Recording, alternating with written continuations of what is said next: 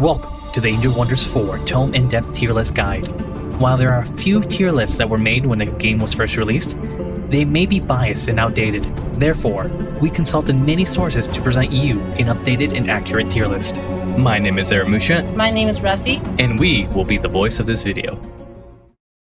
Before we start, I have to establish how exactly we're going to score each tome and spell, as well as noting important mechanics that might not be known to everyone. The tier list will be based on point system for each tome. Each perk or spell from a tome will be scored 0 to 2 points based on their quality. The tomes will then be ranked based on the sum of the score from all perks and spells of that tome. This system will have a bias favoring tomes with more perks, but uses spells will not give any points, and more options means more adaptivity. Regardless, since early Tier 1 tomes tend to have more spells and perks than Tier 5 tomes, I will first be ranking them into their individual tier lists of their tier, and then combining all tier lists together at the end. Prior to rating the tomes, let's first assign points to each affinity. All affinities are worth 1 point with the exceptions of Chaos, Materium, and Mixed affinities, which are worth 1.5 points.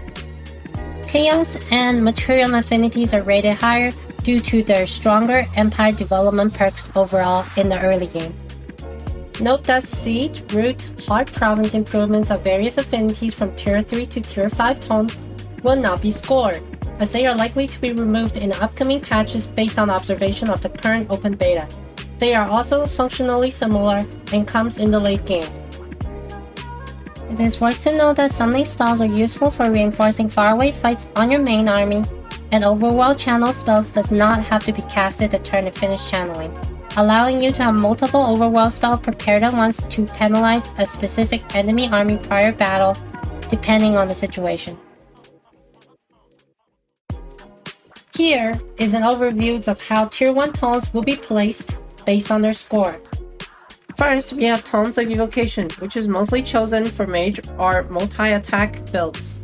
While Lightning Focus is a decent on-hit damage enchantment, it is niche because it only applies to mages.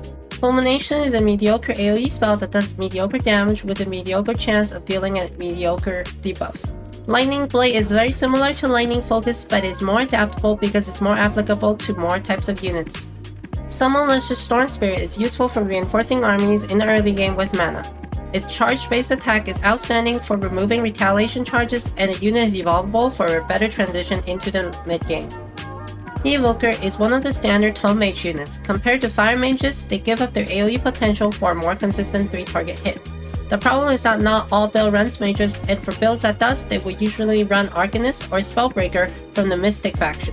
Evoker comes with a mount if mount perks are selected. Lightning Torn is a good overworld spell that does solid damage or removes lightning resistance. It shines when stacked with other damaging overworld charge spells to quickly burst down an army. Channeling Tower provides a solid source of mana with great synergy with other conduits. Lightning Weapon is simply a hero version of the Lightning Blade. It costs a skill point and synergizes best with heroes with multi-hit base attacks. All in all, Evocation is a great tome for mage and melee multi-attack builds. It shines for its lightning focus and blades and comes with a solid econ special improvement. It scores 7.5 overall, which puts it in the B tier. While Tome of Warding may seem underwhelming at first, it shines for its insane early game magic resistance buff that stays relevant throughout the game. Similar to Lesser Storm Spirit, Phantasm Warrior can be used as a reinforcement early game. It gets multi-hit base attack and more health in place of a charge attack. Staffs of Warding is what makes this tome shine. +2 Bolster Resistance stack is very strong for support with AoE skills and synergizes well with Steel Shapers and Industrial spells. 5 stacks of Bolster Resistance equates to nearly a 40% magical damage reduction, which is easy to attain for supports with AoE capacity.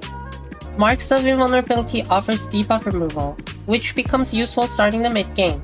Invulnerability is also inexpensive and can be casted over and over in a single battle, allowing you to win battles with overwhelming odds. If the values are averaged out, Magic War is simply a 1 resistance on average since it offers 2 resistance for half of the magical damage types, making it subpar. Static Shield provides targeted unit with 60% chance of stun onto attackers for 2 turns, which can be quite useful in a small scale fight. While bolstering support is a lesser version of stats awarding, it is still useful for support heroes who often have many AoEs or action point free support skills like Twin Awakening. All in all, this tome brings in many unique defensive spells, and stats awarding is extremely powerful when you have support with AoE buffs. Similar to Tomes of Evocation, it scored 7.5, putting it in the B tier. Pyromancy is a good tome for multi-attack melee or archer builds, as Searing Blade and arrows add decent on-hit damage. Summon Lesser Magma Spirit is similar to the Storm Spirit version, but is only on fire and at range, mostly useful for reinforcing faraway armies with mana early game and evolvable to transition into the mid-game. Ignite is a single target nuke that will guarantee burn that synergizes well with Searing Blades or weapons. Searing Blade is very similar to Lightning Blade, mostly niche but good for on-hit builds.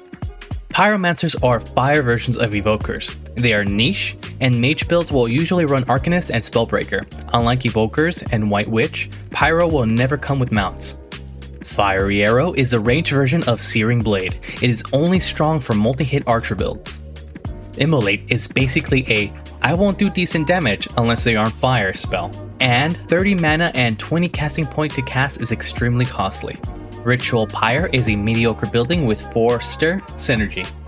Searing Weapons is similar to Searing Blades. It costs a skill point and synergizes well with multi-hit heroes. The total score of this tome is 6.5 points, landing it into the C tier. The main purpose of this tome is to add on-hit damage to your multi-attack builds. Compared to Cryomancy and Evocation tomes, Pyromancy's mediocre province improvement and underwhelming Immolate AoE makes this tome the weaker option of the two. Tome of Horde, after nerf, is still one of the best tome for both its strength and applicability to any build. Early game military might can lead to a strong mid-game economy. Although Fury of the Horde is niche, it is very powerful on tier 1 builds since it can be used as global buff before engagement. Doesn't matter how you nerf the puppy's HP, a unit is a unit. Tier 1 still costs a turn to be killed late game, and its attack cancels retaliations. Houndmaster also comes with a mount if mount perks are selected. 20% damage boost from Spawnkin with the only repercussion of having lower minimum damage to near-death units is still broken. This transformation is adaptable and strong for any builds. Blaze of the Horde is an AoE that does decent damage in large-scale fights, especially with unit spawning units like Houndmaster. It is much weaker in smaller scale fights and early game. Summon in Regular is one of the best early game reinforcing spells for spawning units of your race with mana. It is strong for tier 1 builds and synergizes very well with the tome. Mobcap offers food and draft, which becomes irrelevant as the game progresses but helps out the early game, but unit cost reduction is good for spitting out tier 1 faster and saving gold. Middling overall. Battle Seeker Training is an OP damage boost, but only for tier 1. I love it, but niche at best. This tome has many shining points, such as Battle Seeker Training, Houndmaster, and Spawnkin. Though the tome specializes in swarming enemies with low-cost unit early game, the advantage from the damage buff that Spawnkin provides is everlasting. The sum of the score is 10, putting it into the S tier. Tomes of Rock used to be my favorite tome when I first started the game, but I quickly abandoned it because it was quite underwhelming. Gargoyle is a very solid, tanky shock unit, but sadly it is not a summon. As a result, it cannot reinforce faraway armies, even though turn 2 stone is very strong in the early game. Rock Blast is one of the most basic damage skill that is fun to watch. It does mediocre damage, and it is alright for small scale fights in the early game. Stone Skin is a mediocre spell that applies extra defenses and resistance outside of bolstering buff. This means it can be stacked with bolstering defenses but cannot be used by any industrial spells or support. Its single target nature and 15 mana cost makes it underwhelming. 1 defense from Earthkin isn't much, and the other benefits are niche at best. Summon Stone Spirit is a basic early game reinforcement spell with no specialties. It is one of the worst of all lesser elementals. Regardless, reinforcement spells are important early game. Central Quarry is a solid econ district. It is easy to set up with other quarries, and production is a useful resource throughout the game. Obsidian Weaponry is an underwhelming and odd perk inflicting a debuff that does not synergize with the rest of the tome. Its debuff damage is mediocre at best. All in all, Tomes of Rock gives a vibe like it's a tome that they brainstormed in 5 minutes when they needed something to fill the Materium tome quota. It scores 5.5, placing it in the D tier. Tome of Enchantment is one of the best early game economical tomes with many strong enchantments that have long-lasting impacts throughout the game. Summon Copper Gundam is a decent early game reinforcement skill that spits out an evolving magical unit. Spelltember Shield is a mediocre enchant for defending against magical damage. It is only useful for shield units, making it very niche overall. Secret Arrow is extremely useful when you're doing Zephyr, Archer build, or stack accuracy perks and mark debuff. Niche otherwise. Awaken Tool is strong for early game decon push. It is useful for any builds and can give you an economical lead in the mid game. Sundering Blades applies a solid debuff on hit. It synergizes better with multi-hit unit builds. The status resistance reduction is extremely useful mid to late game. The Rune Carver's Camp provides mostly draft, which is kinda niche, but 3 mana per quarry is very solid and easy to set up. Sundering Strike is literally a worse version of the Sundering Blade, but the defense and status resist reduction is solid nonetheless. All in all, Awaken Tool is a strong econ boost that fits well into many builds. While Sundering Blades and Secret Arrows are more niche, they provide incredible, long-lasting advantages to many builds. The material affinity in all of these advantages sum up to 8 points in score, placing this tome into the A tier. Tome of the Beast is a nature counterpart to the Tome of the Horde. It offers solid transformation, hero skills, and units. For a 5 mana cost, Marked as Prey is very useful for mana addict builds. Distracted, +3 Sunder defense is like making someone down to be the ultimate casting couch victim. It also synergizes well with Chaos Eaters.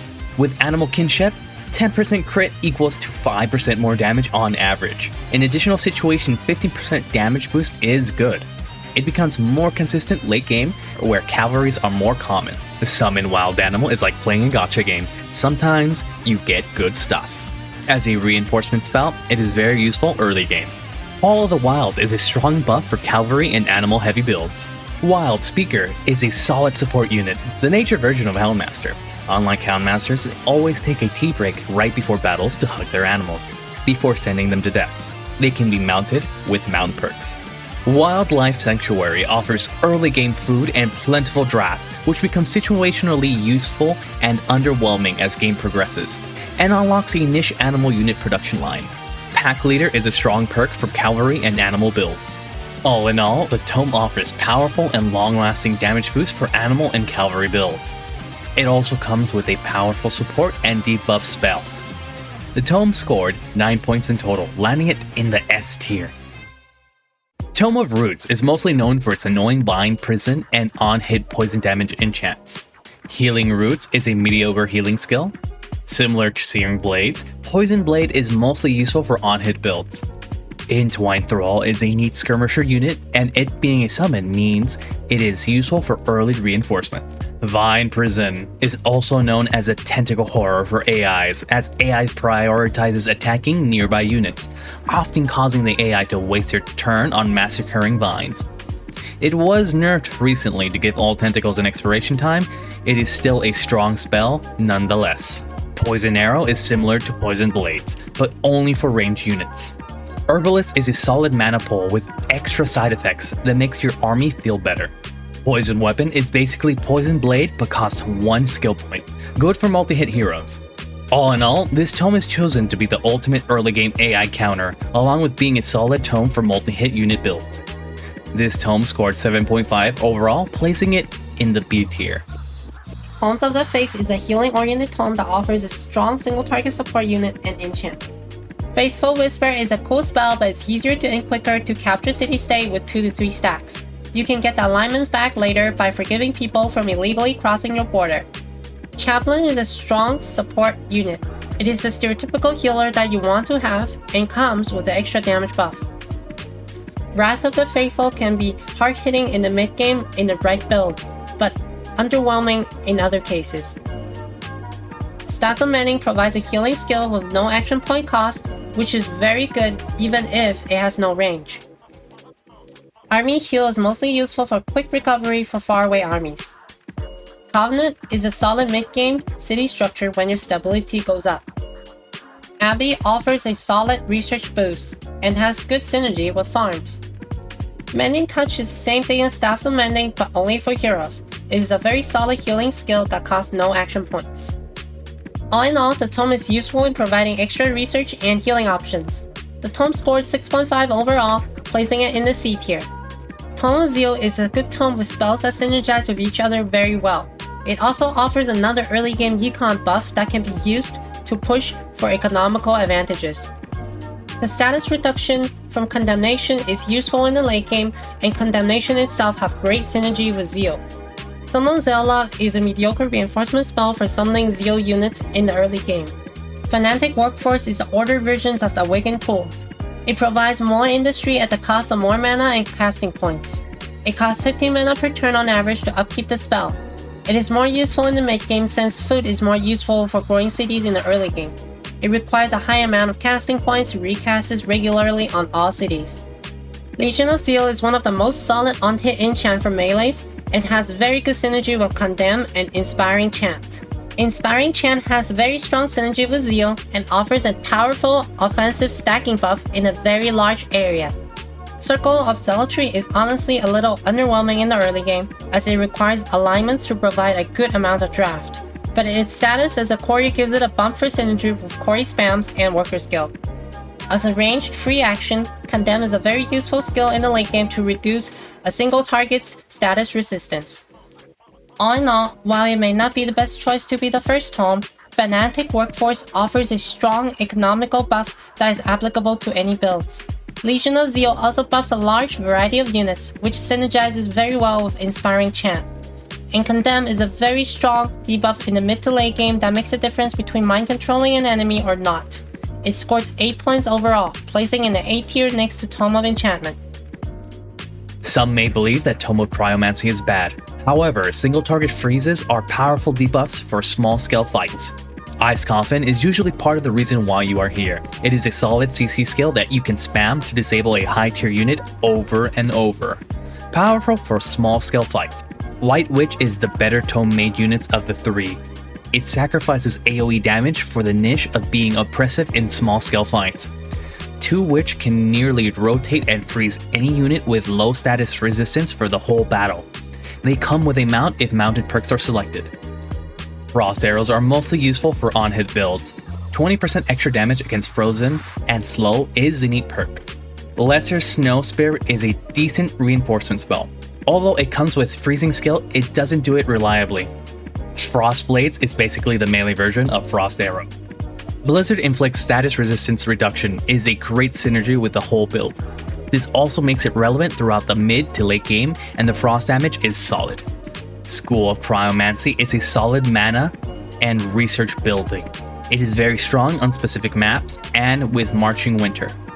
Frost Weapon offers a conditional percentage damage boost, and an on-hit damage increase on heroes is nice, but niche only for heroes with multi-hit attacks nonetheless. All in all, Tome of Cryomancy is a solid tome that is oppressive in small-scale fights, which happens the most in the early game. Its enchantments are also great options for multi-hit base attack builds and comes with damage boost that becomes more consistent as more slowing or freezing debuff options are available. Blizzard is also a powerful overworld spell that is applicable to many builds.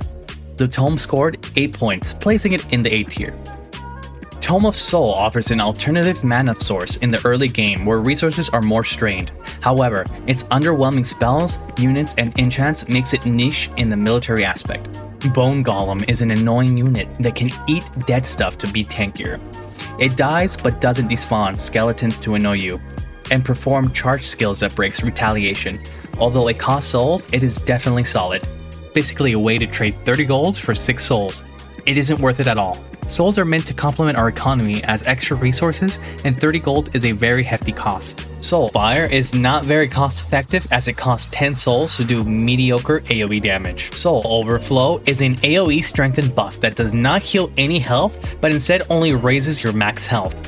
It has better synergy with Whiteborn and heal over time effects, making it mediocre overall. Status removal is more useful later in the game. Soulbinder is a solid enchantment for soul gain, but applies only to mages, making it niche. Soul Harvest is the star of this tome. Its early game excess provides you with an alternative mana source to build cheap skeletons and cast spells. Soul Harvest is scored much higher here than in other Soul Tomes, as it's the first tome with Soul Harvest, and in the early game where user would benefit more from cheap units and extra mana source. Soul Collector is basically Soulbinder, but costs a skill point and is for heroes. This tome would have shined more if its spells are more cost effective and synergize well with each other more. The sum of the score is 5.5 points, placing it in the D tier. Tomes of Evolution was introduced in the Dragon Dawn patch. It comes with a powerful evolving unit and transformation that synergizes extremely well with heroes. Youthful Rejuvenation is a powerful early game healing spell for evolving units that also applies a Stacks of Strengthen.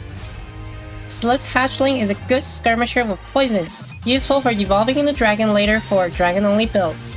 Rapid Evolution not only gives a 20% DXP gain buff, but also Resurgence. This means you can sacrifice as many evolving units as you want to win a fight and suffer no losses. Summon Wyvern Fletchling is a strong reinforcement skill that spawns a strong evolving unit and fits the tome very well. Draconic Vitality may seem decent at first, but it greatly buffs hero due to how easy it is for heroes to achieve ranks, and it synergizes very well with tier 1 builds as it makes them more cost effective. For Shepherd, unit cost reduction is the star to show. Combine it with Shadow Binding, Impressment, Inspiring Leader, or Prolific Swarmer, and you have yourself a consistent 40% upkeep reduction for the unit type you spam. The defense bonus is also quite decent. All in all, Draconic Vitality is a very strong transformation that can give your heroes an insane amount of max health in the mid-game. The evolving units also enable this build to transition well into the mid-game. Rapid Evolution speeds up the process while ensuring their survival. The tome scored 9 points overall, placing it in the S tier. And here is the tier list of all the tomes available since the Dragon Dawn patch. With the Tome of Horde, Beast, Evolution being placed in S tier mostly due to their powerful transformations and flexible units. Tomes of Enchantment and Zeal are placed in A tier for their fantastic enchantments or debuff and massive city production boosts, while Tomes of Cryomancy distinguished itself from its colleagues such as Pyromancy and Evocation for its strong special province buildings and specialty in dominating small-scale fights through freezing. Here is an overview of how Tier 2 tomes are placed based on their score. It is important to remember that each tome's score will only be compared with other tomes of the same tier in score. While things from Tome of Amplification does not have an obvious synergy with each other, the tome contains many things that are extremely useful for specific build types, ranging from combat enchants to econ buffs. These factors make this tome a must-have for building focusing on range units and spell damage. Amplified Arrow is a powerful enchant for archer build that scales multiplicatively with percent damage buffs.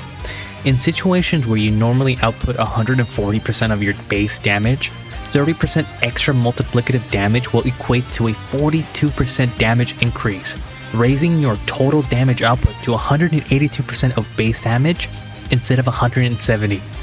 Sadly, it only applies to archers, but overpowering nonetheless. Conjure Amplification Pylon is mostly used for extra spell damage. It can also be used as a wall, however, it only lasts 3 turns after the recent nerf. Frenzying Focus is almost a must-have for mage builds, as mages will gain a stack of strength on hit with base attack, greatly boosting their damage.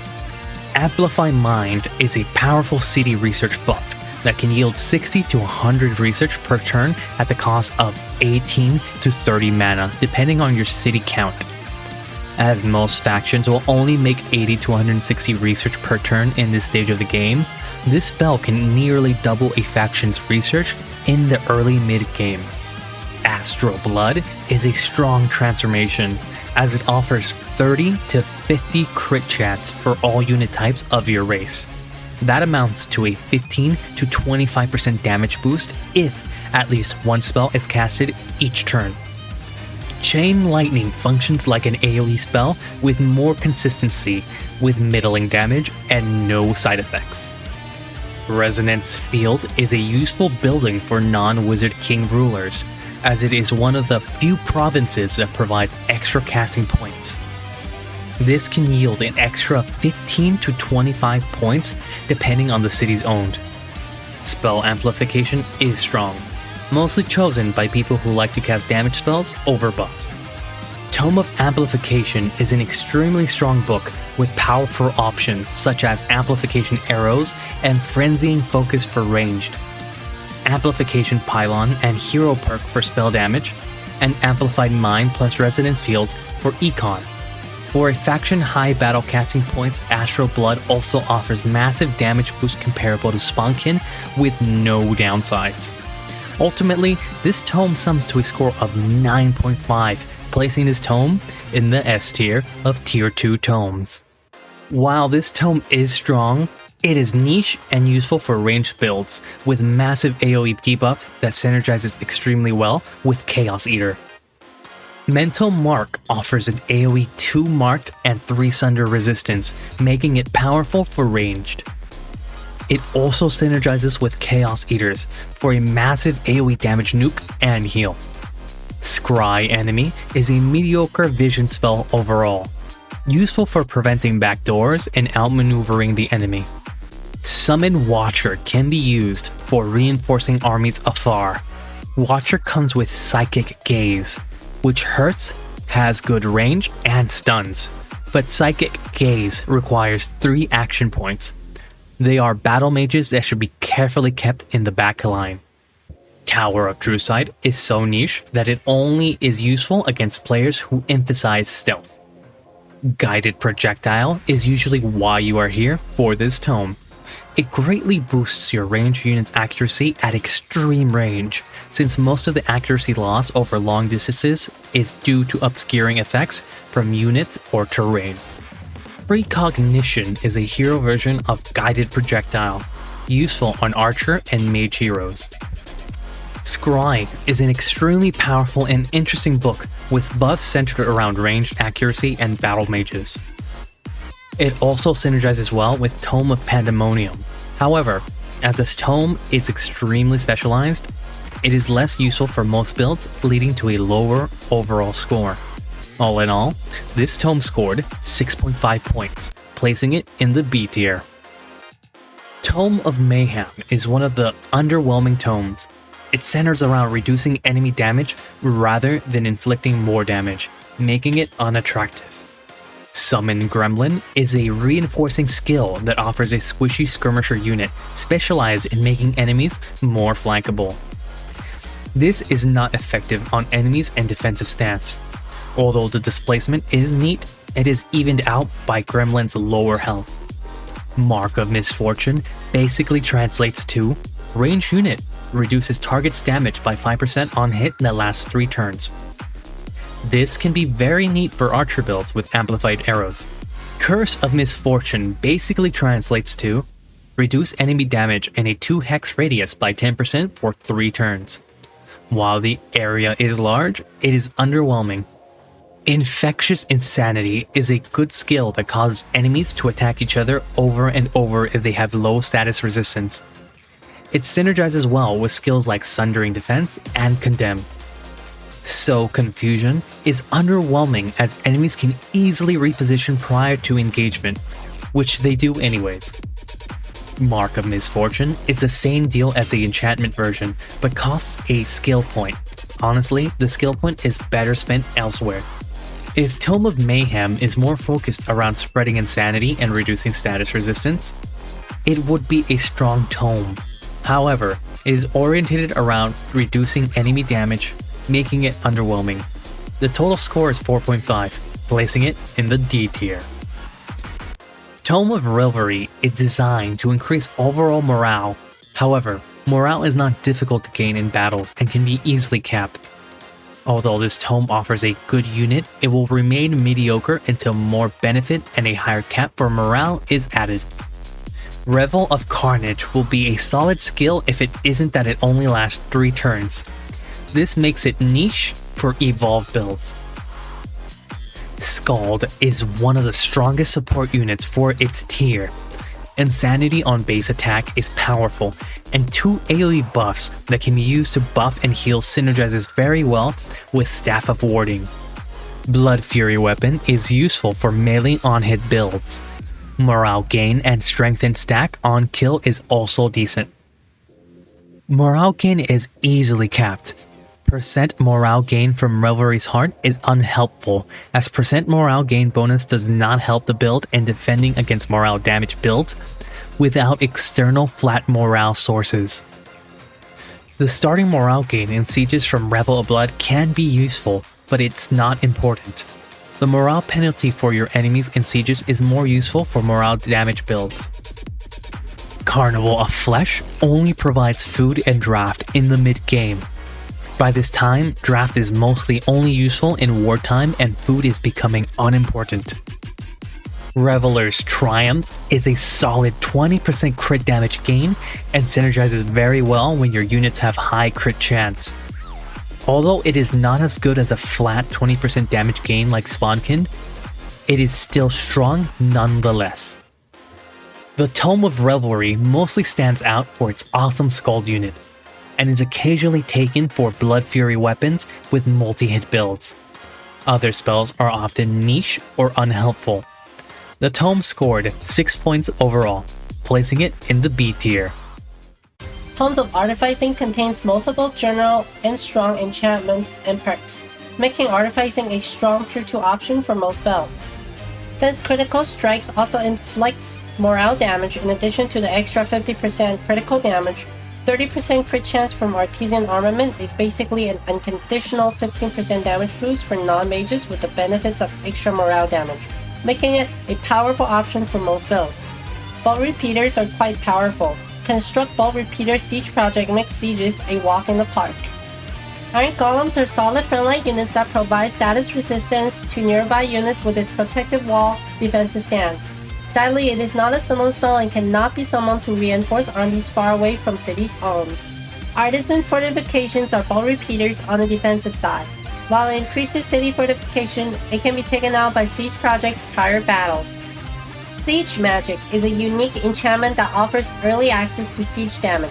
It is extremely useful in mage-heavy builds to quickly deplete fortification during surprise sieges in the early to mid-game. Sadly, it only buffs mages, making it niche. Golem Mine is one of the stronger province building for gold and production generation and is easy to set up with quarries.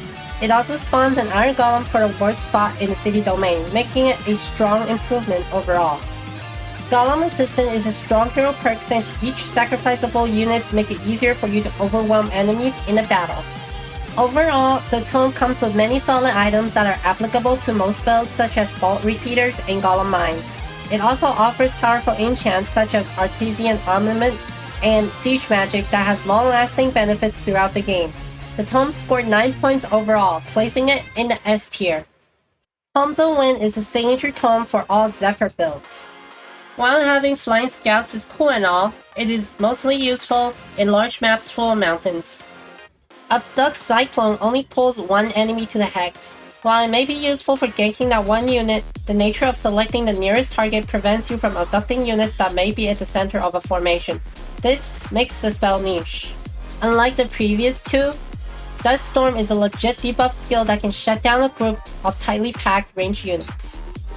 Until the Water Combat DLC comes out, Favorable Wind doesn't do much since most maps are land-based. Zephyr Archer are usually the reason why you chose this tome. It is a powerful tier 4 archer accompanied with a strong AoE that synergizes well with range increasing perks such as Awakened, Seeking Missiles, and Seeker's Arrow due to its status as a physical range attack. With the right setup, Zephyr Archer acts as a missile vehicle that nukes enemy from afar. Sadly, Zephyr Archers do not benefit from mount perks. Wind Ranger is a tier 4 elemental who is very resilient against range attacks and can break enemy formation and the front line. Since it is a summon spell, it is usable to reinforce armies far away from your main cities. While Avenging Winds might seem like a decent defensive skill, as pushback can interrupt multi-attacks, 30% is a very low odd. The Battle Mage skill point requirement makes this nearly unviable for frontline heroes who benefit most from this perk. Ultimately, this tome scored 6 points, placing it in the B tier. Before you roast me for placing this tome alongside of Tomes of Revelry, let me explain.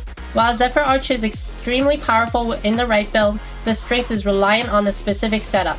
Other spells also lack synergy with spells from other tomes or each other. The lack of good province improvements or hero perk also limits a tome's viability. Tome of Fertility is a decent tome, that comes with good summons and a strong AoE heal. Animate Flora spawns a walking weed that can spit poison at you. It has charge resistance, healing roots, and hyper awareness, making it a tanky skirmisher that can cover your flanks if needed. The ability to inflict poison is a plus, but it only lasts 3 turns. By the time you get to tier 2, mid-game is approaching, and food is losing its importance. 1 food and draft per pop provided by Temple Fertility is underwhelming. Restore the Land is a mediocre terraforming skill with little synergy. Mind Control is a very strong debuff, and Nymph's Seduce is a mind control skill that can target even heroes. Because of this, Nymph is a very powerful support unit. Nymphs synergize well with status resist reduction skills such as Condemn. Since it's a summon spell, it can also be used to reinforce faraway armies. Blossom of Life is a massive AoE 54 HP heal over 3 turns. While heal over time is not meant for emergencies, you are less likely to waste health by overhealing. Food becomes irrelevant as the game progresses.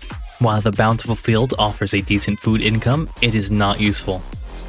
Revitalize is a decent ranged AoE heal over time skill that comes with Cleanse. While the economical perks of this tome is underwhelming, this tome offers outstanding healing spells and strong nymph units that can dominate battles against enemies with low status resistance. All in all, Tome of Fertility scored 7 points, placing it in the A tier. Similar to Tome of the Wind, Tome of the Glade offers a powerful archer as well. However, Tome of the Glade also offers additional units and enchants that can greatly improve your frontline's durability, making this tome more practical for non-Zephyr builds. Anyway, Glade Runner is a nature version of Zephyr Archer. Glade Runner's Tracker's Mark ability improves its synergy with other range units and Chaos Eater by applying a massive mark debuff. Unlike Zephyr, it can be mounted by selecting a mount racial perk. Create Forest is a decent terraforming skill that synergizes well with Forest Warden and Leaf Skin. Unlike Earth Skin, forests are a lot more common and easier to traverse, making the Leaf Skin's camouflage a bit more meaningful. The lack of practical benefits makes its usefulness meager compared to most minor transformations. Aspect of the Root is an enchantment that grants powerful healing ability for all front lines, making them much sturdier. A Entwine Protector is a strong tank unit that carries a one-time use AoE heal. This summoning spell can also be used to reinforce faraway armies. Sacred Meadow produces food and grants stability for each nearby conduits. It also grants your army a small morale buff for the next battle. In the mid-game, food is losing its value for cities with 5 or more populations. The morale buff isn't meaningful at all, as morale caps easily. Forest Warden is a solid perk with 10% damage boost, but it requires armies to be in a forest. Tome of the Glade is a strong tome overall for its defensive unit and enchantment, as well as its offensive unit, Glade Runner, and damage boosting perks, Forest Warden. This tome synergizes well with group formation builds, where frontline melee units are tightly packed to guard and protect the group with range units outputs damage. The tome scored 7 points overall, placing it in the A tier. Tome of the Beacon used to be one of my favorite Order tomes before Divine Beacon was nerfed. It offers a mind-controlling unit along with a strong enchantment for tier 1 units. Conjure Divine Beacons can heal health and morale over time with a large radius. Sadly, the beacons only last for 3 turns with the recent nerf, making it underpowered. It can also be used to wall and protect your range units from enemies. Imperium is difficult to attain. Covenant of the Faith offers 5 Imperium income for each vassal with no upkeep cost. This is helpful and can be used for early city development and empire perks. Blessed Reinforcement spawns 2 powerful melee units with single target nukes for your vassal. Sadly, the units cannot be gained through vassal integration. Mighty Meek is one of the strongest buff for Tier 1 on-hit damage builds due to its scaling potential and general applicability. However, it is only limited to Tier 1 units. Lightbringers can mind control multiple non-hero units. It synergizes well with status resistance reductions like Condemn. Being a summon spell also means the spell can be used to reinforce armies afar. Champion of the Faithful starts battle with your Faithful unit at high morale, which equates to an extra 20% crit. Sadly, it only affects Faithful units, making it niche. Morale gain also caps easily. Overall, Tome of the Beacon shines for its extra Imperium gain granted by Covenant of the Faith, mind control from the Lightbringer unit, and powerful on-hit damage buff from Mighty Meek enchantment for Tier 1 builds. The sum of the scores is 6.5, placing it in the B tier. While Tome of the Inquisition does not have any particular things that are outstanding, it contains mediocre spells, units, and buildings that can be utilized for various purposes. Mass Condemnation is very useful for late game due to Condemned status effect reduction. Overall, it also synergizes well with Zeal. Inquisitors come with a single target stun skill that also deals high damage and has good range. Moreover, it costs only 1 action point but comes with 2 turn cooldown. All of these factors makes Inquisitors the ideal unit to pin and nuke down specific targets. Tribunal is a bit underpowered since 20 city stability isn't very strong. While knowledge is useful, +1 knowledge per pop is somewhat minuscule in the early to mid game. Burden of Guilt is useful for stacking with other overworld damage cast charges, and slowing enemy reinforcements on the overworld. Inquisitor's Seal is a ranged version of the Legion of Zeal that covers fewer units but increased range accuracy.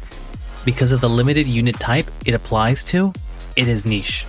Tithe Collector is a decent mine type province building that produces a mediocre amount of gold. While its adjacent bonus with foresters and farms is neat, foresters and farms are less desirable in the mid to late game. Zeal is a decent hero perk with extra on-hit damage that shines on multi-hit heroes. Tome of the Inquisition is best chosen for where status resistant reduction is important. Although Inquisitor's Zeal and Inquisitors are solid perks for builds looking for more on-hit damage or units with CC, there are simply better options for those specific situations. The total score is 6.5, placing it in the B tier. Tomes of Necromancy is a tome with spells oriented around creating and buffing undead. Restore Undead is a shadow version of the Ai.Mi heal.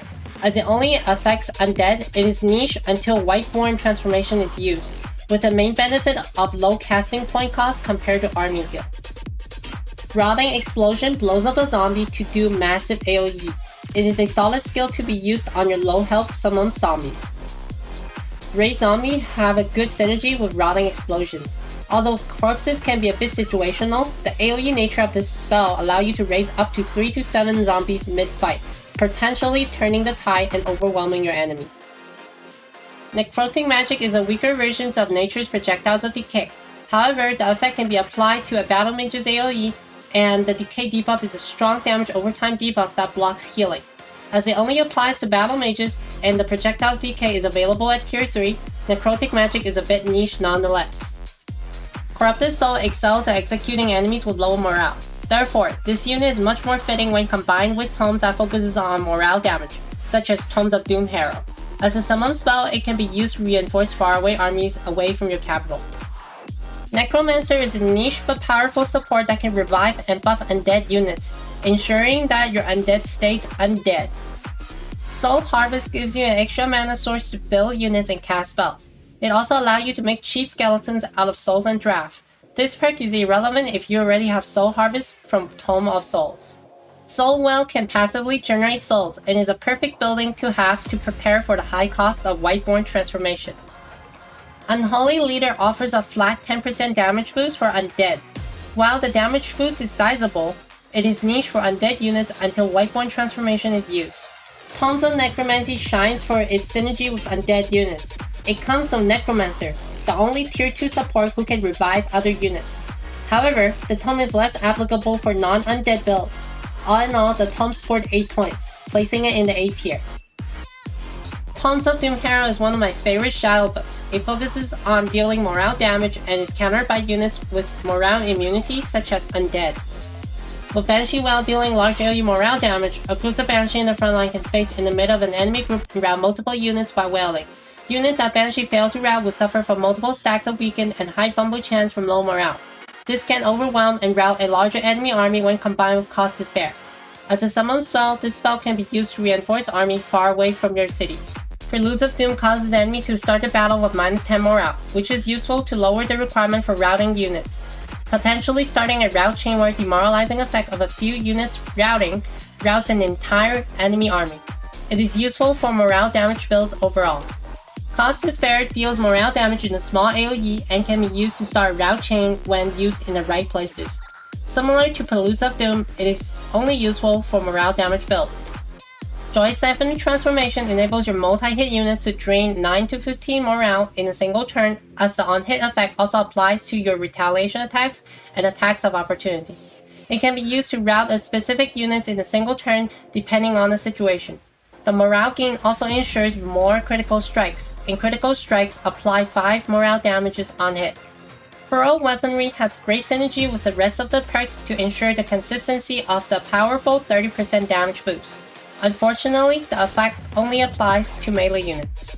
Doom Death Trench is overall a good mana and research building. Cruel Weaponry is a solid combat hero buff that synergizes well with the rest of the build. All in all, Tomes of Doom Hero opens up an alternative way to consistently win battles by chain routing enemies over killing them. The spell of the Tome has great synergy with each other, and Cruel Weaponry ensures a massive damage boost against low morale enemies. These items are beneficial and applicable to most builds, but synergize best with builds employing AoE or multi-hit units. However, the Tome is rendered useless against undead enemies with morale change immunity. The Tome scored 7.5 overall, placing it in the A tier. And here is the tier list for all Tier 2 tomes available since the Dragon Dawn patch, with Tome of Amplification and Artificing being placed in S tier mostly due to their powerful enchantments. Tome of Fertility and Glades are placed in A tier for their fantastic units and healing, while Tome of Necromancy is placed in A tier for its potent spells and perks that synergize well with undead builds. Tome of Doom Herald is also placed in A tier, as its enchantments and transformations are surprisingly practical and it opens up a unique and effective way to win battles. Here is an overview of how Tier 3 tomes will be rated based on their score. Tome of Teleportation is a good tome that is useful for utility and economic purposes. It offers 2 buildings that will improve your gold and mana income while granting you early intercity teleportations. Phase Beast is a strong shock unit that can flank backlines using the Phase ability. It also comes with the displacement skill to make them tankier against multi-hit units. Since it is a summon skill, it is usable to quickly refill the ranks of your armies far from your cities. Mass Recall is a spell you want to have when you get outmaneuvered and backdoored. While it is situational, it can occasionally shine. Emergency Teleportation pulls a unit into safety and heals it for 30 health. The mechanic where it targets the closest unit to the hex may create a scenario when you are not able to pull the right target depending on the positioning. Astral Trade Relay is a strong economic structure that scales well with cities' quantities. It grants you a sizable gold income in the mid to late game as more cities with trade relays are developed. When phasing enchantment only buffs mages, it is a solid skill that helps mages reposition at no action point cost for triple base attacks or AoE. Instead of consuming 10 mana each, like the conventional teleports, Chrono Gate grants you knowledge and mana so you won't go mana bankrupt. It also buffs your army with a stack of evasion for the next battle. All of these factors makes Chrono Gate a strong province building. Quick Phase is a decent repositioning skill that is useful for melee heroes to disrupt backline. While Tome of Teleportation has multiple decent items, it mostly shines due to its Chrono Gate and Trade Relay, as the strengths of this tome focuses more on economical gains as well as ease of movement in the overworld. This makes this Tome of Teleportation a strong tome to take regardless of your build. The tome scored 7.5 points overall, placing this tome in the A tier of tier 3 tomes. Tome of Summoning is orientated around summoning units that cost mana to upkeep. It has multiple skills that can affect the performance of magic origin units and the skills to summon more, both in battle and in the overworld. Arcane Restoration is a costly and niche healing skill that heals everyone of magic origin. While Arcane Supercharge is costly, it is a powerful buff for buffing a single magical unit. Arcane Bond is niche since it only targets magical origin units, but Mind Control is strong. However, the Mind Control lasting only 2 turns is rather short. It will need status resistance reduction to work consistently in the late game. Astral Serpent comes with Refuge, which makes him extremely annoying to kill. However, Refuge units also have no zone of control. Since it is a summon skill, it can be used for reinforcing faraway fights. Astral Keepers are battle summons that can only be created during battle. While it only lasts for 3 turns, it has decent healing capacity and can act as a damage sponge. Summoning Well is a strong mana building that saves you hundreds of mana in a defensive war, allowing you to outsustain your opponent in mana. Wisp Familiar is basically the golem assistant of the astral world. Add more extra units on battle allows you to have more unit counts, hence an easier time overwhelming the enemy. All in all, Tome of Summoning is a niche tome focused around magic origin units. The tome has little synergy with builds that does not focus on summoned magic origin units. Regardless, Summoning Well and Conjure Astral Keepers are both outstanding items of this tome. Tome of Summoning scored 6.5 overall, placing it in the B tier. Tome of Devastation is one of the stronger Chaos tome books, for good reasons. It carries units and enchants that can cause mass destruction along with a good siege project. Construct Devastator Spheres are 2 mediocre single-use balls that do mediocre AoE. The spheres are eliminated after 1 use. I would prefer bolt repeaters at this point. War Breeds are basically the titans of your race. They are tanky and hard-hitting units that come with regeneration. They also benefit from any enchantment your race has. Flame Burst Weapon grants you 20% crit, which is somewhat comparable to Artesian Armament. The 20 damage AoE after the target's death can finish nearby enemies to create a powerful chain AoE damage effect. Force of Devastation grants battle mages a chance to cancel retaliation, which is cool, but rather niche. Unleash the Hound is a cheap siege project that can make 18 versus 18 sieges a walk in the park. While each Hound may be squishy, they all have charge attacks and require enemy units to spend at least 1 turn to kill. This enables you to overwhelm your enemy and reliably cancel retaliations with the Hounds. Flame Burst Weapon is the same thing as the normal one, but it is heroes only and it costs a skill point. Overall, Tome of Devastation has many outstanding perks. Its Flame Burst Weapon grants you units a massive crit chance with the side effect of dealing decent AoE damage on kill, while Warp Breed can completely overwhelm the enemy with its high attack and tankiness. These overwhelming effects also does not have any niche conditions, making this tome useful regardless of builds. All in all, the tome scored 8.5, placing it in the S tier. While Tome of Pandemonium has the potential to be a powerful tome, its spells are simply lacking. Despite being a tome focused around inflicting debuff, there exist many spells from other tomes such as Mental Mark that apply more debuff than Pandemonium spells. Luckily, the tome carries a powerful summoned unit and transformation, making it redeemable depending on your needs.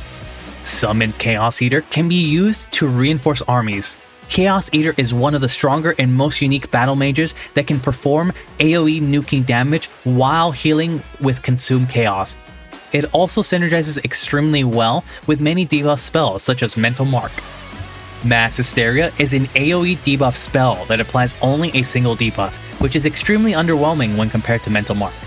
Although inflicting a single random debuff on base attack with Havoc magic can be powerful, 30% chance is very low. Enchants such as Projectile of Decay have a 90% chance on hit of inflicting a strong debuff, making this spell underwhelming in comparison. Insight Revolution is basically a way to pay 120 mana to kill an enemy pop and spawn some mobs to annoy them. It is more useful in the late game where each pop costs several hundred food. For niche multi-attack builds that apply a lot on hit debuffs, Vessels of Chaos is a solid 30% damage boost. Unlike Cruel Weaponry and Doom Herald, however, Pandemonium spells alone don't have sufficient debuff applications to make the damage boost consistently.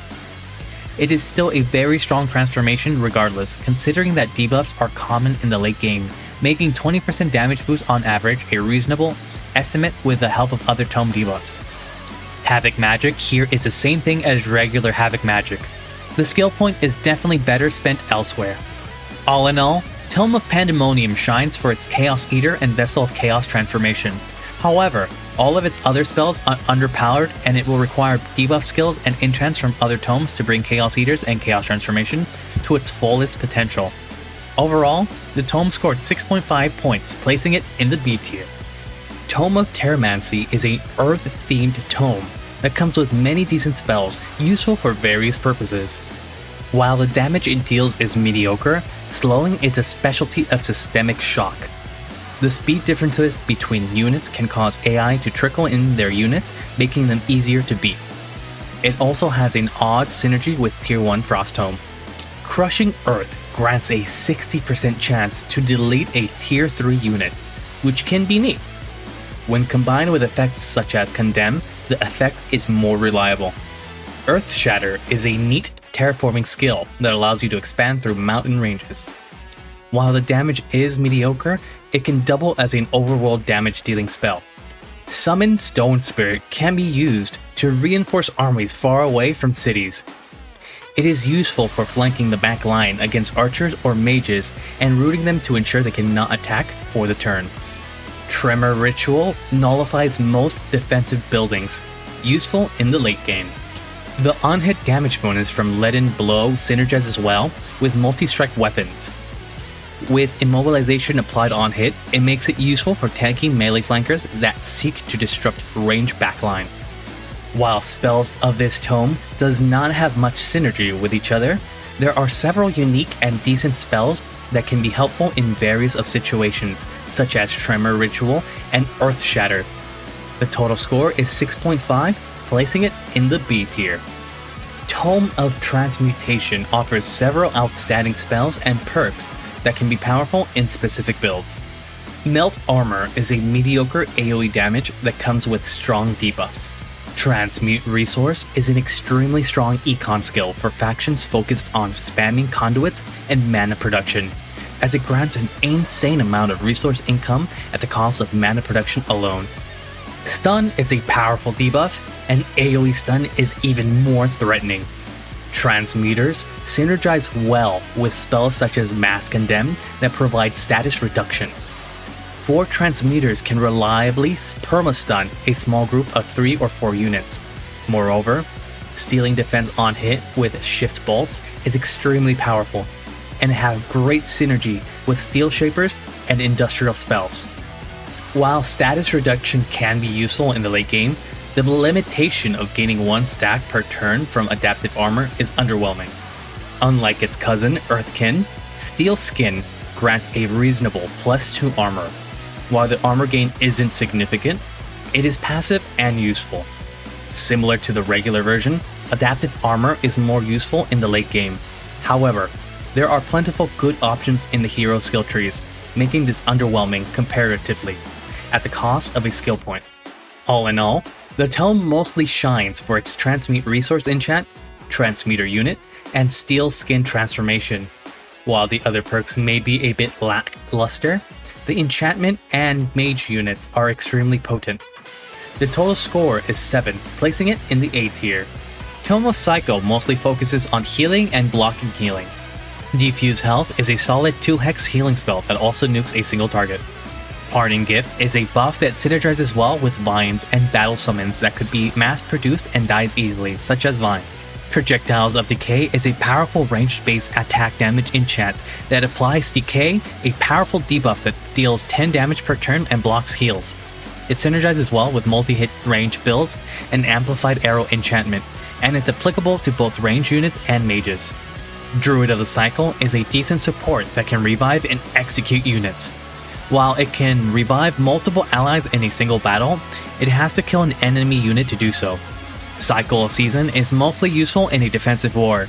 It basically equates to 1 stack of Strengthen on your units and 1 stack of Weaken on your enemies, as well as some damage and healing every 4 turns.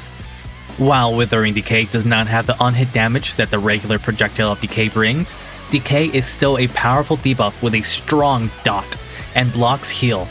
The perk is limited to heroes with sufficient points in mage skills. Tome of Cycle offers good healing and reviving options such as Druid of the Cycle, Defuse Health, and Parting Gift. Parting Gift has great synergy with battle summons, while Projectile of Decay stands out for its powerful debuffing. However, the tome is lacking in other aspects, and it is scored 6.5 points in total, placing it in the B tier. Tome of Vigor is a tome focused on buffing animal and cavalry units. It also carries Super Growth, a good option that works well with shock units due to their high single hit damage. Similar to its tier 1 version, Summon Greater Animal is a useful spell mostly for animal builds for reinforcing your faraway armies. Tome of the Wild basically equates to spawning 3 tier 1 units over 3 turns. It is useful for swarming the enemy and synergize well with Horde Tome spells. Unleash Beast is a nature version of Arcane Supercharge. It is costly but useful for buffing up a high tier cavalry or animal units. However, Berserk makes it unpredictable for 3 turns, which can be negated by control loss immunity such as Angelized Transformation. While Empowered Beast is very powerful, this skill is limited mostly to animal builds, making it niche. The biggest benefit of Super Growth is the extra retaliation attack. Retaliation charges are shared with attack of opportunity charges. This enables your units to retain their zone of control after 1 attack of opportunity. The transformation synergizes extremely well with single strike hard hitting units, as multiple retaliations of high damage charge attacks is extremely deadly. While Animal Handler only affects animals and cavalry, mind control immunity can be a necessity depending on the type of enemy you are facing, making it niche but useful. All in all, Tome of Vigor synergizes best with animal and shock cavalry builds, but can be niche otherwise. The tome scored 6.5 points overall, placing it in the B tier. Tome of Sanctuary is a strong tome focused on the defensive. It comes with a strong defensive transformation, and its buildings and enchants greatly improve army survivability during defensive wars, making the tome useful regardless of build. Anointed People transformation offers a lot of status resistance, which is very important late game against CCs such as mind control and stuns. Consecrated Domain is a mediocre buff for wars fought in your territory, making it mostly useful during defensive wars. Healing Spires are strong healing units spawned in defensive siege battles. It is also important your army's overworld healing per turn in Siege Domain, giving you an edge when defending your cities. While the Keeper's Mark comes with Faithfulness, which reduces upkeep by 10%, the upkeep is costly. Death Prevention synergizes well with healing over time and can be useful to prevent an important unit from being bursted down. Salvation combines extremely well with Keeper's Mark and is useful on high tier units. Sanctuary is a Spelljammer that gives you 10 mana instead of taking 10 mana like the regular Spelljammer, and protects you from pillaging. Sanctify is a mediocre defense buff that synergizes well with Industrial Culture. Overall, Tome of Sanctuary is extremely powerful for defensive wars. Healing Spire and Consecrated Domain and Sanctuary all have effects that greatly improve your army's survivability for battles fought in friendly domain, and Anointed People transformation benefits are extremely useful. All of these benefits are applicable regardless of build. All in all, this tome scored 8.5 points, placing it in the S tier of tier 3 tomes. Tome of Subjugation is a tome focused around morale damage. While it contains an enchant and hero perk that are valuable to morale damage builds, the tome is mediocre for other builds overall. Subjugation Raid is useful in expanding your domains in the late game by taking populations from cities that will soon become your vassal states. Populations in the late game are otherwise expensive to attain due to high costs of food. The morale damage is also helpful for morale damage builds to rout enemies. Tyrant Knight is a solid shock unit that synergizes better with morale damage builds due to its demoralizing heavy charge.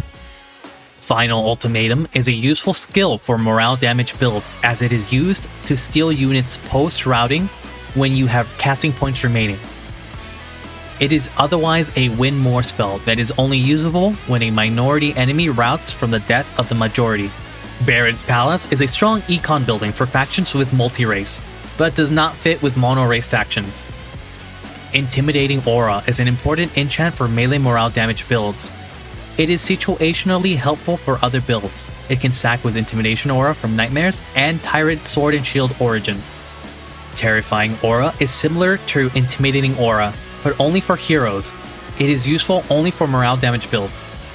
Tome of Subjugation shines best when paired with morale damage builds focused on routing enemies. While the morale damage from the Tome alone is lackluster, it can be overwhelming when stacked with the morale damage from Nightmare and Tome of Doom Herald. This tome is mediocre otherwise, making it niche. All in all, the tome scored 6.5 points, placing it in the B tier. Tome of the Cold Dark is essentially the tier 3 version of Tome of Cryomancy. Most of its spells are sadly underwhelming, with the exception of a few. Although Universal Camouflage from Veil of Darkness is useful against other players, 100 mana for 3 turns is quite costly. Summon Snow Spirit synergizes well with the Frost Tome. Similar to Stun, Freeze is a powerful CC. However, Snow Spirit being able to only freeze a single target at this stage of the game is underwhelming in contrast to Transmuters. -2 status resistance from Flash Freeze right before a fight is quite strong, and synergizes especially well with builds that rely on Mind Control or Stun. The 10 damage attached also makes it useful for overworld casting builds. Frost resistance and immunity is extremely niche, making it underwhelming. The rest of the perks are rather unimportant. Marching Winter has great synergy with Cryo School and Frost Spire. It is strong terraforming skill that does not need to be recasted to terraform multiple provinces. Frost Spire grants units 30% freezing on hit, which is broken for multi-hit builds. It also grants other powerful econ benefits that synergize as well with Marching Winter. Blinding Magic is a mage-only skill that affects only their base attacks and inflicts only blind. It is underwhelming for a 1 skill point cost. All in all, Tome of the Cold Dark shines mostly for its Marching Winter terraforming spell and its powerful Frostspire province building, which grants your multi-hit units a chance to stun on hit. Sadly, its other items are rather underwhelming with the exception of Flash Freeze. The tome scored 5.5 points overall, placing it in the C tier. The Great Transformation is the one tome that defines most undead builds.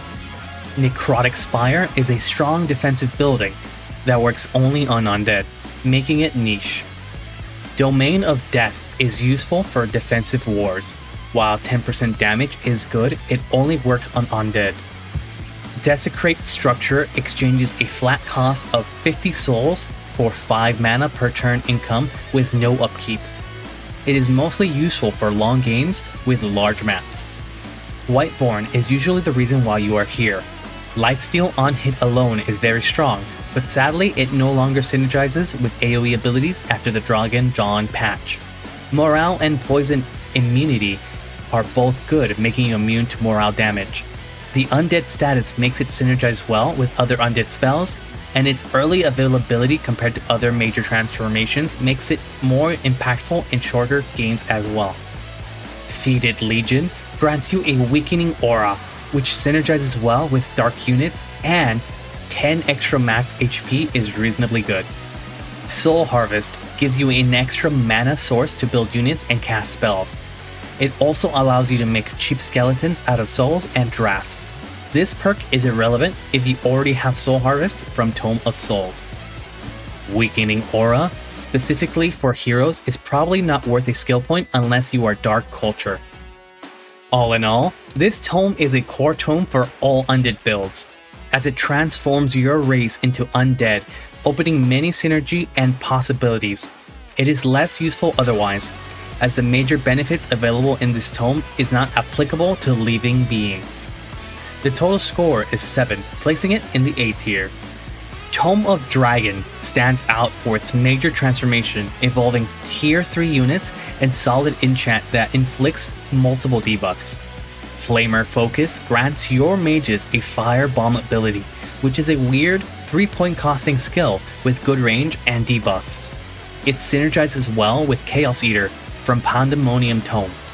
Purifying Flame is a solid AoE heal and cleanse skill, with cleanse being increasingly useful as status effects become more common in the late game. The healing from this transformation is comparable to healing from Whiteborn on high tier units, as most tier 3 and up units have about 100 plus health. It is also passive and ensures health gain regardless of whether the unit is attacking. Draconic Rage is also a strong damage boost, making this a strong transformation overall. Dragon Attack is a mediocre siege project that adds damage and burning to the fight. This grants you production of the only tier 3 evolving dragon units available in this game, which can evolve into various powerful dragons. Wyvern Ai.Mi offers decent research gain and unlocks Wyvern units production, which is a mediocre unit that can't evolve. Firebomb is the same mage skill you get from Flamer Focus and applies 2 debuffs in an AoE. All in all, Tome of Dragons is a good tome as it comes with many solid spells and perks and offers a game-changing tier 3 major transformation. This tome scored 7.5 points overall, placing it in the A tier. And here is a tier list of all the tomes available since the Dragon Dawn patch. Overall, Tome of Devastation is placed in the S tier for its outstanding offensive capacity, while Tome of Sanctuary is placed in the S tier for its powerful defensive benefits.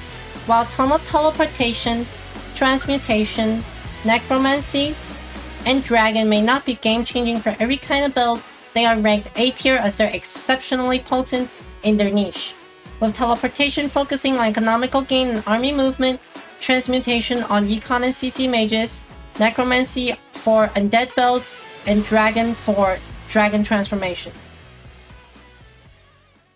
Again, here is an overview of how tier 4 tomes are placed based on their score. Astral Convergence is a tome with spells focusing on dealing damage over time. Arcane Maelstrom does a static amount of damage to random target per turn, making it strong for small to mid-scale battles. Explosive Manifestation is a mana-costly combat summon skill that comes with a decent AoE damage. Astral Shattering immediately raises the province improvement, making it useful to take out important province improvements such as teleporters and spelljammers. One of the biggest benefits of Astral Attunement is Pass-Through. However, Pass-Through isn't useful most of the time.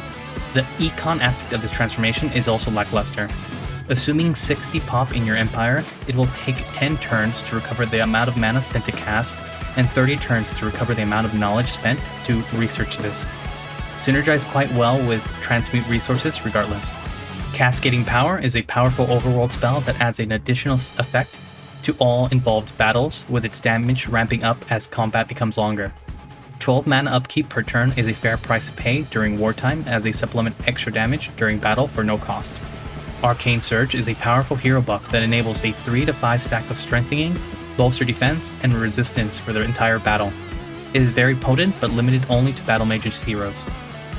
All in all, Astral Convergence synergizes best with Wizard King hero origin, as Wizard King have higher casting point limit and ability to double cast. There are several decent spells from this tome, with Cascading Power being the most game-changing one. The passive damage from Cascading Power and Arcane Maelstrom can sum to a lot of damage over the course of a long battle. The tome scored 7 points total, placing it in the B tier. Astral Mirror is a tome themed around making copies of another unit, reflecting damage and providing vision. Summon Mirror Mimic offers a unit that can transform into other units. Astral Revelation provides a lot of vision for 15 mana per turn. It is useful for knowing where to defend and backdoor. Summon Astral Reflection is a in-combat summon that is costly but useful for overwhelming the enemy. Throne of Mirrors is a mediocre defensive building that synergizes well with strong combat rulers like dragons. Mirror Veil provides decent damage reflection against magical damage, which can be used to counter mage builds. The enchantment is applicable only to shield and polearms. Magic Deflection provides damage reflection against mages but only on mage heroes. It costs a skill point and mage heroes usually aren't in the front line, making it niche. Overall, most spells from the Tome of Astral Mirror does not have much synergy with most builds. However, Mirror Veil does shine for its ability to reflect half of the magical damage. Although damage reflection is useful, Mirror Veil only enchants shields and polearm units, and reflects only magical damage. The tome scored 5.5 overall, placing it in the D tier. Tome of Chaos Channeling is a tome centered around creating flames with its spells and transformations and summoning swarms of enemies. Fan the Inferno inflicts cleansable burning for every enemy. It is also extremely mana consuming, making it mediocre overall. Golden Horde is a more expensive version of Summon Irregular, as 6 Summon Irregular costs 360 mana. It is rather redundant if you have the Tome of the Horde, but it can be strong by having it channeled and prepared early and cast at any time for instant backdooring or surprise reinforcement. Scion of Flame is a transformation that provides you with Vengeful Flame and Fiery Wake buffs, which are solid buffs for your army for spreading fire. Gremlin Ambusher is extremely useful for overwhelming your enemy, and can be useful offensively or defensively. 5 gremlins will make the difference in wiping your enemy's stack or losing yours. Demonic Focus is a bit niche, but since it only enchants battle mages despite providing solid buffs and healing. Chaotic Rebuke is a much better perk than Havoc Magic, if it were available on a melee hero. Sadly, it requires points invested in mage skills, making it limited to battle mages heroes only.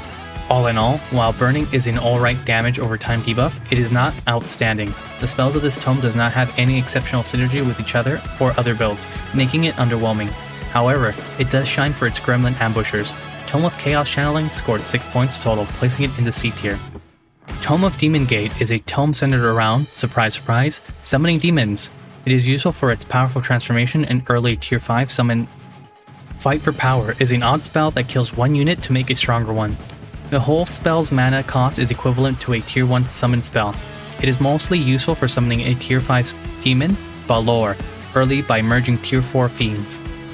Demonic Summoning is an economical option for summoning tier 3 to 4 units at the cost of your vassal's well-being, useful for summoning Balor earlier. Abyssal Flame is a neat terraforming skill that terraforms and deals minor amount of damage to armies in the targeted and adjacent province. Sacrificial Slaughter sacrifices a unit for a mediocre 2 hex AoE, synergizes well when combined with revived skills on a high tier unit. Demon Kin is one of the stronger transformations due to Frenzy being an extremely powerful perk. Being able to fly and immunity to burning are both nice additions. Demon Gate is a teleporter that costs no upkeep costs and allows you to make strong fiend units such as Chaos Eaters without needing Tome of Pandemonium. While it does not grant you extra resources or buffs unlike Chrono Gate, it is still a much more economical option than the standard teleporter. Demonic Anthem offers your unit a second chance in life as a fiend in battle. While it is situational, it is useful for overwhelming your enemies. All in all, Tome of the Demon Gate mostly shines for its Demon Kin transformation and its ability to summon and create tier 5 demon, Balor, with mana without needing access to tier 5 Chaos Tomes. The tome scores 8.5 points overall, placing it in the A tier. Tome of the Crucible is a good tome focused on dealing spell damage. Lava Burst is a powerful 2 hex spell that burns and slows, and synergizes well with units such as Chaos Eater. Fortified Crucible is a powerful unhit enchant for ranged units in siege defense. Niche as it is mostly useful for range-oriented builds in a defensive situation. Pyroclastic Eruption is a decent overall channeled spell for dealing army damage and raising provinces. It applies to every enemy army on the province instead of just one stack.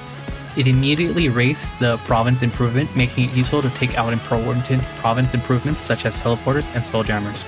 Meteor Arrow is a niche but extremely powerful enchant for on-hit archer builds. Meteor Shower is an expensive, randomized AoE nuke that deals damage over 3 turns and doesn't always hit where you want it to hit, making it mediocre. Great Foundry is one of the few buildings that has solid synergy with mines and counts as a mine itself. However, mines are generally uncommon. Meteor Strike grants a weaker Meteor Arrow effect that is useful for both melee and ranged. It synergizes extremely well with multi-hit heroes. Overall, Tome of Crucible stands out for its spell damage and powerful on-hit enchants. Pyroclastic Eruption is also useful for disabling key improvements on enemy provinces prior to battles. This tome scored 7.5, placing it in the B tier. Tome of the Golden Realm is one of the most broken tomes as it offers many economical benefits and a broken unit that can execute and stun anyone near it while sending home hordes of gold. Luxury Market synergizes well with buy-out cost reduction from industrial cultures. It is useful in the late game when gold is becoming more abundant for unit rushing. Golden Gundam is the one Gundam that you always wanted, with Gilded Strike inflicting Gilded and being insanely hard hitting, and Strike Gold being a massive 3 hex AoE nuke against anyone who is gilded. If that isn't ridiculous enough, the unit also has unlimited retaliation. It has a chance to stun by inflicting Gilded to anyone attacking it. Moreover, it cannot be routed. Note that Gilded is a stunning debuff that grants massive amounts of gold when the target is killed. That same gold can be used to summon construction for more golden golems, completing the cycle. Unlike Astro Attunement, the casting cost of Gold Touch is only 450 mana. It will take about 7 to 8 turns for a 60 pop Empire to make back the equivalent amount of resources. The extra resistance is helpful for it being a minor transformation, allows you to take another major transformation on top. Gilding Blast synergizes well with Golden Golem Nuke, and serves as an AoE stun that grants extra gold. Considering that each faction will have 10 or more magical materials in their domain at the end game, in most map settings, spamming Reagent Refinery can yield an extra 200 gold per turn. Bazaar of Wonders can generate plentiful amount of gold with good planning. It also counts as a mine and synergizes well with Merchant's Guild. In case your magic critting AoE spells doesn't do enough, this adds an extra stun to it and grants you extra gold if the unit is killed while gilded. Despite most spells and perks from this tome being extremely helpful economically, it also offers one of the most broken frontline units in the game, Golden Gundam. The amount of stun and extra gold the unit can offer is unimaginable. This tome synergizes especially well with tomes that offer status resistant reductions. The tome scored 10 points overall, making it an S tier tome. Nature's Wrath is a forest-themed tome that offers a variety of spells meant for different situations, from powerful global buffs to summons. Destructive Regrowth is a nature version of Pyro Eruption, but costs less mana. It is also used for raising important province improvements such as teleporters or spelljammers, or summon unexpected troops with Awaken the Forest. Awaken Instinct is a powerful but expensive spell that heals and allows all your units to attack twice in a turn, but causes them to berserk for the next 2 turns. The berserk downside can be negated with control loss immunity, allowing you to rush down your enemy in the first turn, when combined with Wizard King's over channeling and perks such as Angelize Transformation. Devolve is basically a base 90% chance of deleting a tier 5 enemy. It works more consistently when combined with status resistant reduction. Awaken the Forest summons an army that consists of tier 3 plant and animal units for backdooring purposes. It can also be used to remove forests. Mr. Green is a strong support that can spawn vines and walking flowers. His life-stealing base attack is also strong for keeping the front lines alive. Once per battle, supercharge your nearby animals and plants. It combines well with Awakened Instincts and Gaia's Chosen Transformation. This tome has many solid spells, but shines mostly for its Awakened Instinct for rushing down enemies by taking 3 turns of actions in a single turn with the right build. Destructive Regrowth is also useful when combined with Awaken the Forest for raising important improvements and spawning quick reinforcements. The tome scored 7.5 points in total, placing it in the B tier. Tome of Paradise is a tome themed around flowers. It contains multiple perks for economical gain and offers an outstanding major transformation that grants your race, plant, unit type. Accelerating Pollen inflicts a global distract, which can be powerful. The mana cost allows this spell to be spammed for a consistent extra 20% damage boost on average for your whole army, upgrading to 40% if you have Sneaky Mind trait. On the other hand, the morale gain is less important as units require 20 morale to gain extra crit chance. Enchanted Bloom is a nature version of the Marching Winter. It is a solid terraforming skill with decent econ gain. Nature's Bounty is basically Tome of Faith's army heal, with the extra condition of needing to be in neutral or friendly provinces for 2 turns to get the full effect. Gaia's Chosen is a strong major transformation that offers 3 status resistance and 20 health, but charge resistance can be a bit meaningless in the late game when most tier 4 to 5 shock units have heavy charge that neglects the resistance. Although it is not noted in description, it converts your units into plant type, which can benefit from perks such as Nature's Avenger or be revived with mass rejuvenation. Normally city stability is not important, but 40 stability is a very large amount. The enchantment also doubles the positive stability bonus. These factors leads to a 15% or more income for all resource types for merely 20 mana upkeep. Fortress of Vines is a niche but annoying defense spell that can counter ranged heavy composition builds by randomly spawning vines, disabling range units when spawned near one. The neat thing is that it gains 10% of food income as mana. However, in the late game, it is better off to just change province buildings to mana production. Morale is easy to max, and this perk isn't helpful unless dealing with morale damage builds. Overall, there are 3 spells of this tome that are exceptional, which are Accelerated Pollen, Gaia's Chosen, and Blessing of Paradise. The tome offers powerful and cost-effective offensive debuffs, grants strong defensive perks with its major transformation, and greatly improves your economy with Blessing of Paradise. The tome scored 8 points overall, placing it in the A tier. Tome of Exaltation offers powerful mythic units that can nuke and delete enemies from afar, and have great synergy with its major transformation.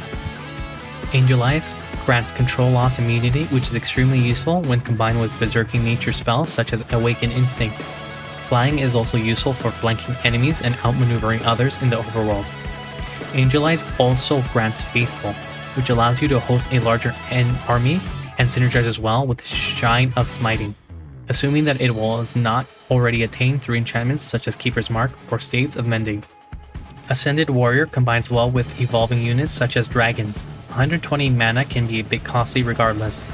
It is more cost effective when used for units with elite ranks or higher, as obtaining higher ranks requires more experience. Shine of Smiting synergizes well with Angelized. Its base attack is literally a single target nuke that deals 4 more damage for each faithful unit on the field. With 3 armies of faithful units, base attack from Shrine of Smiting can one-shot most tier 3 units at full health. Ironically, the Shrine itself is not a faithful unit. It also comes with a decent large AoE damage spell. Resurrect unit is your basic revive skill. It revives your unit for a hefty 150 mana. Temple of Exalted dims when compared to buildings such as Reagent Refinery. It is good econ building nonetheless. Ruler's Statue is mostly useful for extra Imperium game, which is important in the early game but plentiful in the late game. Exalted Brilliance makes you so brilliant that your brain radiates a massive amount of brainwaves in the visible light spectrum, blinding nearby people. It is mostly useful for backline flanking units to disable range units. Overall, Tome of Exaltation offers many solid perks, such as Temple of Exalted or Ruler's Statue. Moreover, the combination of Shrine of Smiting and Angel Eyes enables you to nuke down important enemies, such as heroes. The tome scored 7.5 points overall, placing it in the B tier. Compared to Tome of Exaltation, this tome is rather underwhelming. Its spells and units either lack potency or are too niche to be useful for non-mage builds. Monument of Supremacy provides 30 draft, which is cool and all, but not exceptional, as draft are often wasted when no units are being produced. The stability gain is somewhat mediocre. When compared to Temple of the Exalted, the Monument is extremely lackluster. Eagle Rider is a melee buffing unit that comes with Zeal, and can strengthen and raise morale. It is mediocre overall. Condemn is a powerful debuff in the late game, and inflicting it to the entire army stacks makes it reliable. It can be a bit redundant if you already have Mass Condemnation from Tome of Inquisition. Anthem of Victory is one of the most basic late game buff you can ever imagine. It applies 3 stacks of Strengthen for everybody, but at an insane cost of 200 mana. Supreme Magic is an order version of the Flame Burst weapon, but it applies only to mages and comes in the late game, making it niche. Supreme Magic here has the same effect as the regular version and is usable only for battle mage heroes. However, it does synergize well with AoE spells. All in all, with the exception of Supreme Magic, most spells and perks of this tome does not stand out. While Supreme Magic may be powerful, it is limited only to mages, making it useless for non-mage builds. The tome scored 5 points overall, placing it in the D tier. Tome of Oblivion comes with many mediocre spells applicable to various situations, but lacks synergy that makes it effective. Sleep of Oblivion allows you to kill any non-hero unit if you have any option to remove corpses, such as Eat Corpse or Raise Zombie. Ritual of Somnia starts the battle with enemy stun for 2 turns in the starting position, which is niche unless you can quickly close the gap within that time. Summon Living Fog is a specialist unit that can break through high armor units and to spread insanity in melee. It has below average base attack damage that can ignore defense. Can be used as reinforcement. Devouring Void is a strong AoE nuke that expands. It is useful for breaking apart enemy formation. Fog of Insanity is a strong defensive spell that almost guarantees insanity in 18 versus 18 large-scale fight every turn. An enemy unit would be inflicted with insanity, making weaker and unreliable in a smaller scale fight. While this tome has a great reliance on status resistance reduction to apply most of its effects, it does not come with a source of it. This tome scored 6 points, placing it in the C tier. Tome of Reaper is themed around taking lives, but sadly is not potent enough.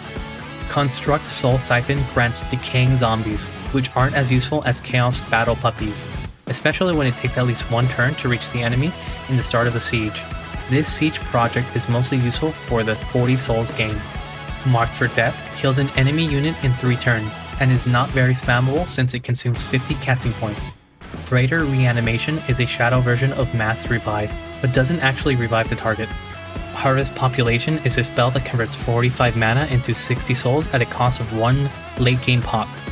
Useful for farming souls when used in small cities that you don't care about. Reaper comes with Greater Corpse Consumption, which is powerful, and Finger of Death is strong and synergizes well with status resist reduction, but the Reaper somewhat dims when compared to units such as Golden Golem or Shrine of Smiting. As a summon spell, it can be used for reinforcing armies from afar. Soul Harvest gives you an extra mana source to build units and cast spells. It also allows you to mix cheap skeletons out of souls and draft. This perk is irrelevant if you already have Soul Harvest from Tome of Souls. Greater Corpse Consumption is a strong skill for melee heroes that is only pickable for ranged battle casters. Tome of Reaper has many options for single target execution, such as Finger of Death from Reaper and Mark for Death. However, it lacks AoE effects and its simple target effects are lackluster. Its other perks are rather underwhelming as well. This tome scored 5.5 points, placing it in the D tier. While there are many good tomes in this tier, the Tome of Golden Realm sets a high standard. By offering powerful benefits in combat and economics, Golden Realm claims a spot in the S tier. On the other hand, Tome of Demon Gate and Paradise are both ranked A tier for their strong combat and economical perks that are beneficial to all builds. Here is an overview of how Tier 5 tomes will be placed based on their score. One of the strongest Tier 5 tomes, with many tools for outmaneuvering enemies or nullifying the enemy's build by temporarily stripping all enchantment. 200 mana cost is very expensive for a 1 hex AoE stun with some debuff. Transmuters can achieve a weaker and similar effect as Time Stop, but for free. But at least a stun from Time Stop is guaranteed. Astral Travel combines well with Transporters, Outpost, and Materium Outpost Empire perk to outmaneuver your enemies at will.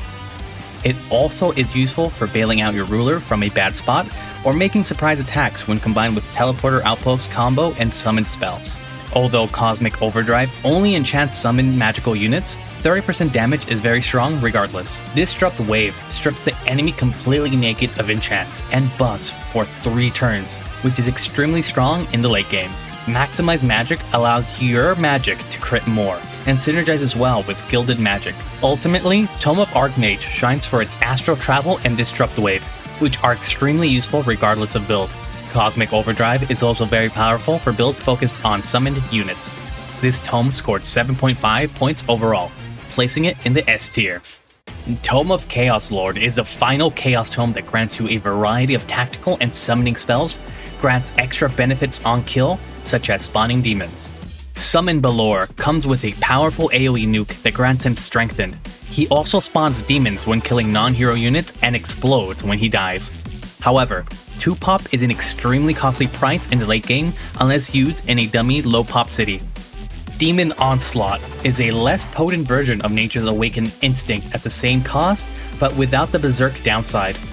It could potentially double shock units' damage output for 3 turns whenever they kill a unit. 1 action point refunded by killing momentum is less useful with multi-hit units whose damage scales with remaining action points. Incite Rebellion inflicts a city stability penalty, which is irrelevant as most cities will have high stability in the late game, except for Dark Culture. Regardless, 2 mind control units can be strong to turn the tide in a siege battle. Call forth Avatar of Chaos makes a second copy of your ruler, synergizes well with your dragon rulers who are more combat able. Demonic Slaughter grants your heroes kills an additional unit which can be useful for overwhelming the enemy. The main benefit from this tome comes from regaining action points and spawning fiends through scoring kills, which can be unreliable depending on the survivability of the enemy's build.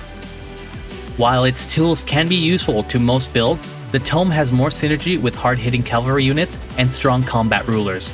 The tome scored 6 points in total, placing it in the B tier.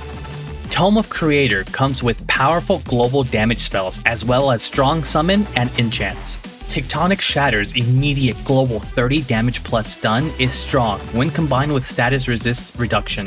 Titan of the Earth is a shock unit that comes with a massive AoE, useful for disrupting the back line and immobilizing range units next to him.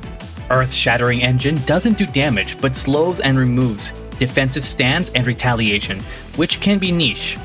Bolt Repeaters is more preferable for most scenarios. Eternal Earth enchant grants all elementals undying. While it is niche, it is strong for elemental builds. Ancient of the Earth makes your hero ridiculously big.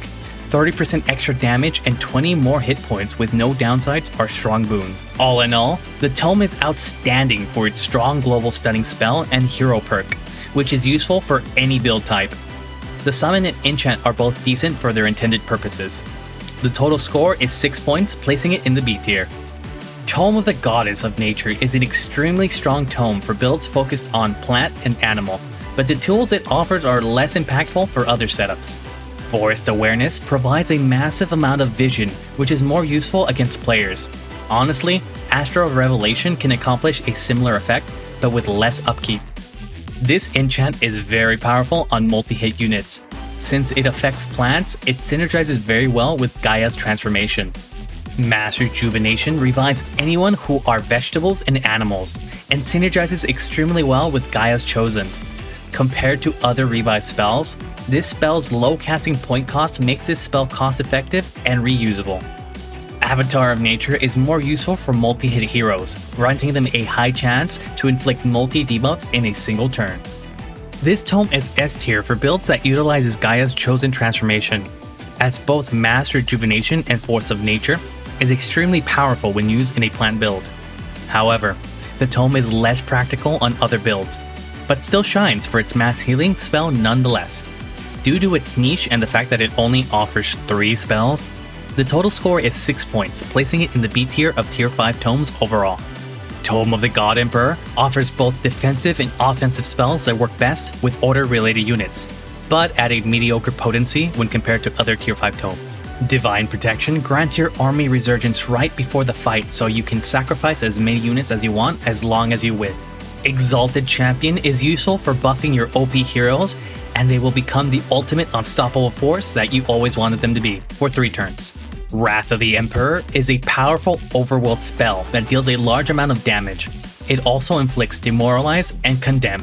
Mass Revive is a pricier and weaker version of Mass Rejuvenation, and only targets Zeal and Faithful units. Conjure Dome of Protection is a solid healing skill that gives status resist, making it useful in the late game. All in all, Tome of the God Emperor shines for its Wrath of Emperor and Divine Protection, which are applicable to most builds. While Mass Revive is also useful, but limited to units with Faithful and Zeal. The total score is 5.5 points, placing it in the C tier. The Tome of the Eternal Lord offers a source of global damage along with multiple debuffs. Its Revive spell synergizes best with undead builds. Withering Mist does a delayed but massive amount of global frost damage in addition to inflicting multiple debuffs that cripples all enemy units' offensive capacity over 3 turns. Basically, Golden Horde, a tier of the troops summoned averages at tier 2 generally consists of skeletons, bone golems, and banshees. True Death Magic enchant is only applicable to mages. While it marks units for death, 30% isn't amazing when taking status resist into account. The fact that it isn't an instant kill makes this enchant less impactful, as marked units would still be able to output damage for 3 turns. Battlefield Reanimation is a pricier version of Mass Rejuvenation, but comes with the additional effect of summon zombies from enemy corpse. Soul Harvest gives you an extra mana source to build units and cast spells. It also allows you to make cheap skeletons out of souls and draft. This perk is irrelevant if you already have Soul Harvest from Tome of Souls. Wow, deja vu.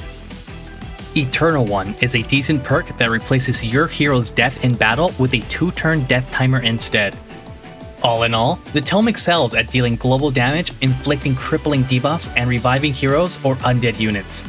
The total score is 5.5 points, placing it in the C tier of tier 5 tomes. While tomes in tier 5 are all very powerful for their own niche, Tome Archmage set itself apart by providing unparalleled mobility and debuff tool. Honestly, all of this is so brain-numbing, but here is the tier list for tier 1 tomes, tier 2 tomes, tier 3 tomes, tier 4 tomes, and tier 5 tomes. And here is the final tier list for all of them together. Since tier 4 and tier 5 tomes are pickable alongside of tier 3, tier 4 and tier 5 ranking will be readjusted as tier 4 and tier 5 spells are generally more game-changing compared to tier 3.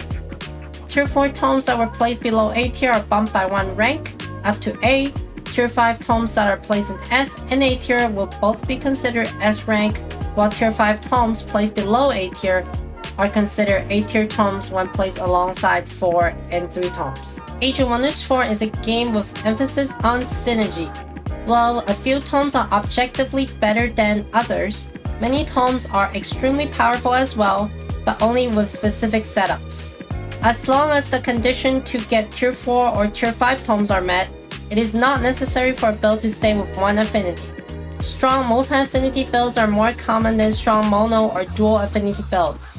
Ultimately, spells and perk synergy is what makes a good build. My name is Eramusha. To join our monthly game giveaway raffle, please subscribe and join the Discord. I hope you all enjoyed the video, and I'll see you all in the next one.